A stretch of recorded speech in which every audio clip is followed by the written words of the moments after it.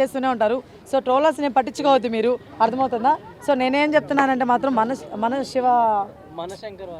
మనశంకర్ వరప్రసాద్ చాలా బాగుంది trailer. Cinema కూడా అదిరిపోద్ది. మీరు ఎక్కడ కూడా బ్యాక్ స్టెప్ వేయద్దు, చాలా బాగుంటుంది. ఈసారి సంక్రాంతి మనమే కొట్టబోతున్నాం. ఆ మనలో మళ్ళీ ప్రభాస్ గారి సినిమా కూడా ఉంది కాబట్టి అది కూడా మనమే కొట్టబోతున్నాం.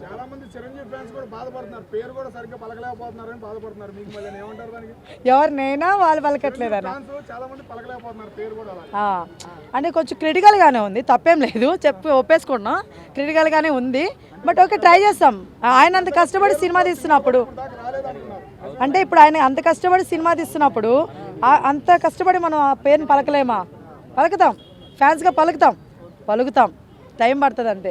ఎస్, చాలా మంది అంటున్నారు ఈ సినిమా మొత్తం కూడా గ్రీన్ స్క్రీన్ లో చేశారు, ఎక్కువ విఎఫ్ఎక్స్ అవన్నీ కనిపించాయి. వాళ్ళు ఏ స్క్రీన్లో చేస్తే మనకి ఎందుకండి బాబు, చూసేటప్పుడు మనకి బాగుందా లేదనేది ఇంపార్టెంట్ కదా. అక్కడ ఉంది చిరంజీవి గారే కదా, ఏ అయితే కాదు కదా. సో అజ్జాలు మాకు. ఇంకా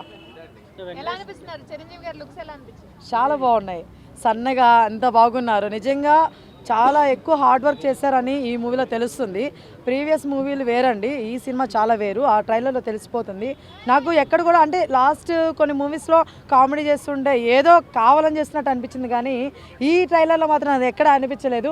నాకు మళ్ళీ అన్ని మూవీలో లాగా అనిపించారనమాట. నాకు అది చాలా బాగా అనిపించింది. సౌందర్య గారితో అప్పుడు ఎలా అయితే చేశారో, సో అదే ఇప్పుడు నయనతార గారితో చేస్తారని అనిపించింది. బ్రదర్ ఏఎస్ఎన్ దగ్గర వేస్తారు, ఏగూడెం దగ్గర ఆగాలి. సో అలా ఉన్నాయన్నమాట స్టెప్స్. చాలా బాగా అత్తమామల గురించి కూడా చెప్తున్నారు. సో మంచి ఫ్యామిలీ ఎంటర్టైన్ అవుతుందని పక్కా నేను నమ్ముతున్నాను. సినిమాలో స్టోరీ ఏం లేదు, అనిల్ గారికి ఫస్ట్ ఫ్లాప్ అనేది లోడ్ అవుతుందని చెప్పి మాట్లాడుకుంటున్నారు జనాలు. మీరే బేసిక్గా ఈ మధ్యకాలంలో స్టోరీ ఉన్న మూవీస్ వచ్చినా కూడా పట్టించుకునేది ఏం లేదు మనోళ్ళు. కేవలం నవ్వులకి వాటికే ఎక్కువ ప్రాధాన్యత ఇస్తున్నారు కాబట్టి, సో ఈ సినిమా ఆ లెవెల్లోనే వెళ్తుంది కాబట్టి ఇటు కొట్టేస్తున్నాం, బ్లాక్ బస్టర్ ఇటు కొట్టేస్తున్నాం అంతే. ప్రభాస్ గారు కూడా ఉన్నారు కదా బరిలో, మరి ఏ సినిమా అంటారు? అందరు కలవాలి. ప్రభాస్ గారు ఏమన్నా బయట వాళ్ళ కాదు కదా, మనోళ్ళే కదా. ప్రభాస్ గారు మనోడే, శర్వానంద్ మనోడే, నవీన్ పొలిశెట్టి గారు మనోడే, రవితేజ గారు మనోడే, విజయ్ తలపతి గారు కూడా మనోళ్ళే. కానీ విజయ్ తలపతి స్టైల్ మనం చూడలేదు కదా. సో చూద్దాం, అది కూడా చూద్దాం. మనం అందరిని ఆదరిస్తాము, ఆరాధిస్తాము. ఏంట్రా బాబు తెలుగు పోతుంది ఈరోజు, నచ్చొస్తుంది. ఓకే, సో ఫైనల్గా నేను ఏమంటానంటే చిరంజీవి గారి మూవీ కానీ, ప్రభాస్ గారి మూవీ కానీ, లేకపోతే రవితేజ గారి మూవీ అవ్వచ్చు, శర్వానంద్ గారు అవ్వచ్చు, ప్రతి ఒక్కరు, నవీన్ పొలిశెట్టి గారు అవ్వచ్చు, ప్రతి ఒక్కరిది హిట్ కొట్టాలి. ప్రతి ఒక్కరు కూడా సపరేట్ జోనర్తో వస్తున్నారు కాబట్టి ప్రతి ఒక్క మూవీ అందరూ ఎంజాయ్ చేస్తారని కోరుకుంటున్నాను. కాకపోతే ప్రొడ్యూసర్లకు కానీ, డైరెక్టర్లు కానీ వీళ్ళందరికీ నేను ఒకటే చెప్పాలనుకుంటున్నాను, హీరోలకు కూడా ఒకటే చెప్పాలనుకుంటున్నాను. ఏంట్రా అంటే టికెట్లు కొంచెం మన వాళ్ళకి తగ్గట్టుగా పెట్టండి అని కోరుకుంటున్నాను. ఎందుకంటే 3 days పెట్టండి చాలు.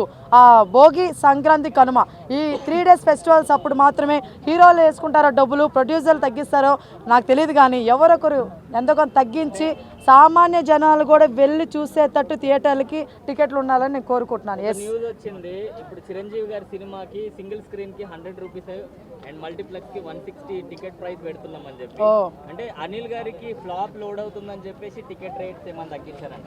చచ్చా కాదండి, ప్రతి ఒక్కరు వెళ్ళి చూడాలి థియేటర్, కానీ ఇదిలో ఆయన చేస్తాడు అది. ఎస్, అంతే తప్ప ఫ్లాప్ వస్తుందని కాదు. ఎందుకంటే సంక్రాంతికి వస్తున్న మూవీ మీకు తెలుసు ఎంత పెద్ద బ్లాక్ బస్టర్ అయింది. ప్రతి ఒక్కరు చిన్న పెద్ద తేడా లేకుండా ప్రతి ఒక్కరు థియేటర్కి వెళ్ళే చూశారు. సో ఈ మూవీ కూడా అలాగనే ప్రతి ఒక్కరు థియేటర్ వైపు వెళ్ళాలి, అందరు థియేటర్లోనే చూడాలని చెప్పేసి ఆ ప్రైజెస్ పెట్టినట్టున్నారు. అది మనందరికీ చాలా హ్యాపీ న్యూసే కదండి. సో ప్రతి ఒక్కరు వెళ్ళి చూడాలి. అలానే ప్రభాస్ గారి మూవీ కూడా అలానే చేయాలని కోరుకుంటున్నాను. ప్రతి ఒక్క హీరో సినిమాని కూడా అలానే చేయాలని కోరుకుంటున్నాను. టికెట్స్